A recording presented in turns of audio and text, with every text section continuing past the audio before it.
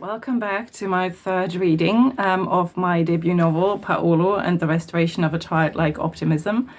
Yesterday we finished the prologue, which was basically a dumping of information on you. You know now that the protagonist has a serious illness, and we're starting now with the storyline. Part 1, On the Sunny Side, Chapter 1, 10:10.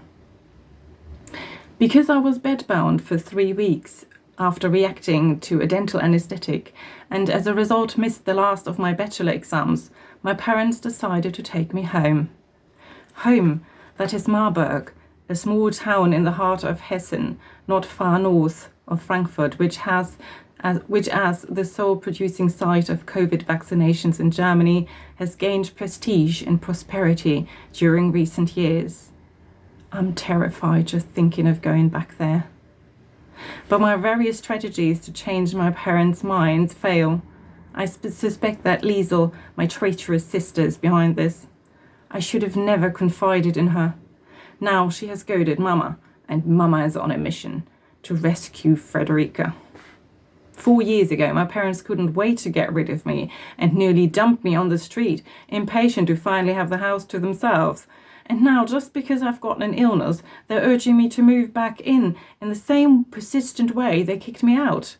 Now I don't want to move in anymore. That candy is sucked. We need you with us, Mama says through my phone speaker. What if something happens to you again? If you can't lie down in time when you black out and hit your head? I know it was Liesel because I wisely didn't tell my mother about the blackouts so as not to worry her.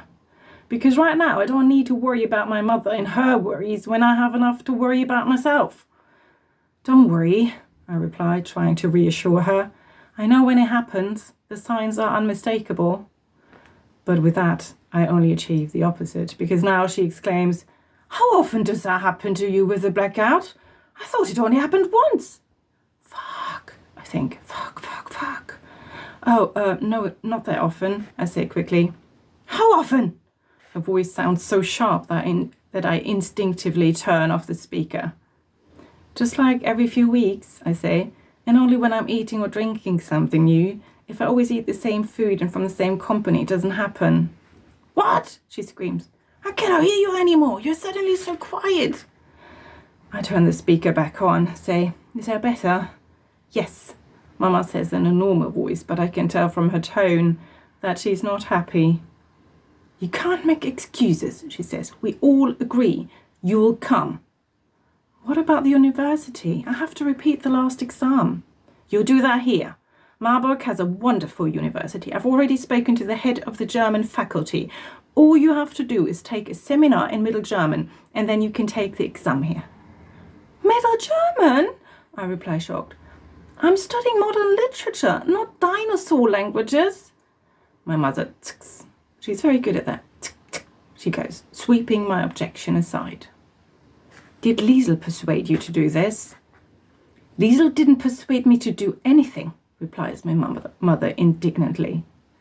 My mother and Liesel have a strange relationship. Maybe that's because they're so similar in character. Both require a lot of attention and they automatically compete with each other as soon as they're in the same room.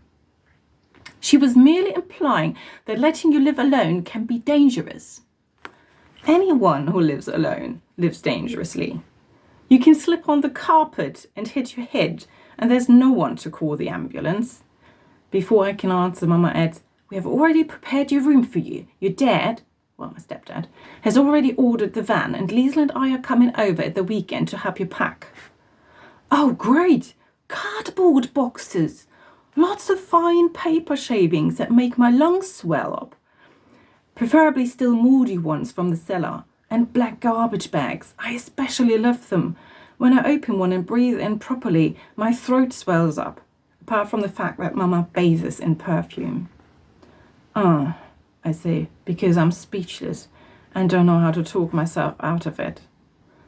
What about my room? I finally ask lamely, the only argument I can think of. We'll rent it out. To whom? No idea. Put a note on the bulletin board at the university. I'm sure you will find someone. Your room is so beautiful, it will go immediately. Yes, my room here in Prenzlberg is so nice. I don't want to leave. I love the markets and the bohemian atmosphere, and I love the university, if I ever make it there, and the small artisan cafes and shops. I can't give that up. I can't give up my freedom.